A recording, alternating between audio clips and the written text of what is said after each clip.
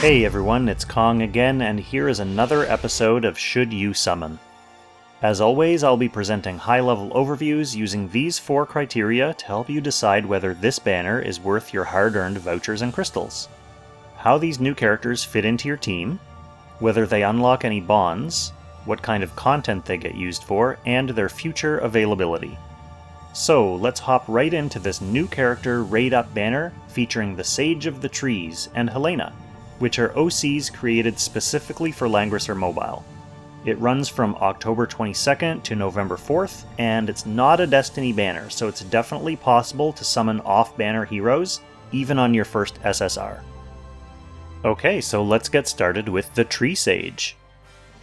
This is the new Landius, the old Landius, the Sage of the Trees. He's an interesting new kind of support unit that specializes in stalling out enemy teams. His talent boosts his int if there are allies nearby, and makes it so he doesn't suffer from melee combat penalties. When he dies, he dispels all debuffs for allies within a decent radius, and hits tiles within this area with his signature terrain effect. This effect causes enemies with flying or cav-type movement to have to burn extra mobility to move onto these tiles. And it gives any allies with infantry or aquatic movement type who move onto the tiles a spirit boots-like opportunity to move again after combat. Good for you, bad for them. His 3-cost skill is a big 3-line AoE attack that pushes enemies back and applies this same terrain effect. It also has a passive component, which is basically Landius' traditional command aura, reducing incoming crit rate, incoming range damage, and boosting your healing effects. He also has Landius' classic self-revive passive skill, Indomitable. He's a member of Yulia Legends buffed by Landius and Sigma, and Mythical Realm buffed by Gizaroth and the Tree Sage. So yes, I've been saying this about a few characters in the past few months, and now finally it's his banner and it's his turn to be buffed by himself. He has enough skills that he's just as happy not to have to carry the buff, but Mythical Realm finally having a second buffer is the important thing. This one increases range damage dealt by 12% and removes a debuff if you end your turn without dealing damage. For bonds, he doesn't roadblock anyone else's bonds for the time being, but he could be an important character for theoretical upcoming original characters, so we'll see. For his own bonds, he's going to need the Knight of Mystery for his defensive bond and Listel for his attack bond. For content, in PvE, he's on faction for Phoenix in Eternal Temple and Fenrir and Needhog in Ancient Beckoning. Of these, I can see him being perhaps most useful in the fight against Needhog, not that his terrain effects will stymie the Slimies, but more that he can help boost your infantry friends' mobility options on that phase, so it can help you get away from the slimes and keep that nice line formation. It's probably not enough to displace one of the entrenched meta picks for that fight, but if you're still pulling together a team, there you have it. He might also be useful in the future for helping to cheese some challenges and Timeless Trials maps that feature high mobility enemies. In PvP, he is a useful meta pick for Apex Arena. Being able to slow down characters like Claret and Ares, for example, can prevent you from getting rushed by high mobility units. It can also help give you some map control, letting you deploy more AoE skills as enemies struggle to close the gap against you. He also lets you use that great Landius aura even if you don't have the original Landius in your lineup. That aura can be underrated, but it can really boost your team's overall survivability. For availability, as of the time of this recording, which is slightly early because I knew I wouldn't be able to work on Thanksgiving weekend, Tree Sage isn't coming back on any upcoming banners until mid-April at the earliest. So now let's move on to Helena. Following Rosalia and ahead of SP Elwyn, this is another Glory Cavalry unit. She can move through enemy units like Ares, and she introduces the new gimmick of disabling equipment effects. What the heck does that mean? Check this out.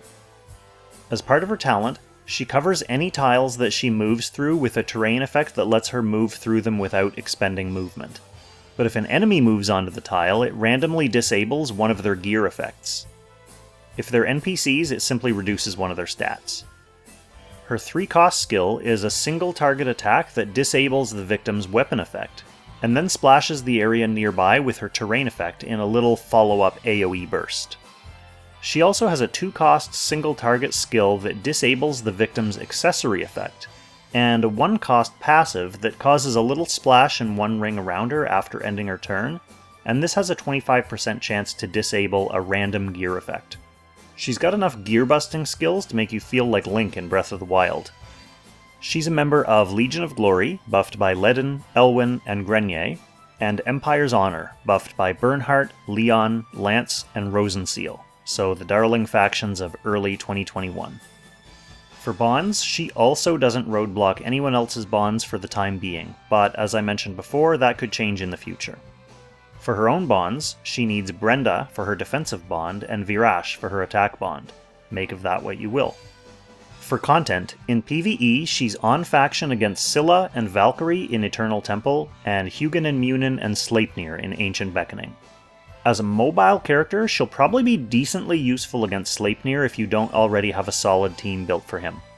Her gear effects are definitely tuned more for PvP than PvE, with the potential to be highly annoying, if a bit unpredictable and unreliable. I didn't see her getting a ton of action in Season 5, but she could become more useful in Season 6 as Glory and Empire become more viable. I don't think she'll be a key staple of any particular strategy, but a well-built and well-used Helena in the right hands could be an annoying tactical turning point in any number of matches. For availability, again, I'm recording this episode a little bit in advance, so it's certainly possible that this has changed, but she's not showing up on the upcoming banner schedule until mid-April at the earliest. If there's an update in the meantime, I'll pin a comment below. So, here's the quick and dirty. We have Tree Sage, who's a PvP-focused stalling support unit, who has a self-revive and defensive command aura, and he also finally brings the second faction buff for Mythical Realm. Then we have Helena, who's a mobile DPS who can move through enemies. Her terrain effect lets her move for free and busts enemy gear, and she has other skills that bust enemy gear. And finally, just a reminder about upcoming banners. Next week, this banner will overlap with a raid-up banner featuring Illustrial and Angelina. The week after that, when this banner expires, it'll be replaced with a Destiny banner featuring Gerald and Layla, the Knight of Mystery, and Alucia. The next must-grab character will probably be Florentia on November 19th, not so much for her own merits, but because she unlocks a bond for the upcoming Langrisser Reincarnation tank and faction buffer, Hilda. So, I hope this was helpful. Let me know in the comments if you're planning on summoning on this banner, and if you had any luck. I'm going to be summoning hard for Tree Sage, not so much because I need him in my team, although I have been leaning more and more towards Mythical Realm, but mainly just because I like his design. I think he's a pretty cool character. So thanks so much for watching, and I'll catch you in the next Should You Summon.